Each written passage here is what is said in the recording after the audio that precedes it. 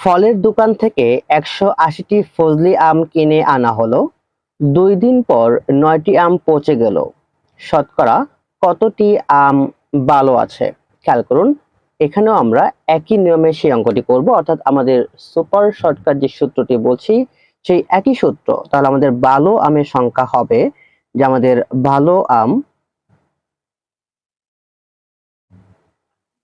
আমাদের আমের সংখ্যা হবে সমান সমান উপর হবে আমাদের পার্থক্য, নিচে হবে আমাদের মোট আম, মোট ইনটু হচ্ছে আমাদের 100%। খেয়াল করুন, তাহলে আমাদের এখানে পার্থক্যটা কত, যে আমাদের মোট আম ছিল 180টি, তার ভিতরে আমাদের 9টি আম পচে গেল, আর মোট আম হচ্ছে আমাদের 180 ইনটু হচ্ছে আমাদের 100%।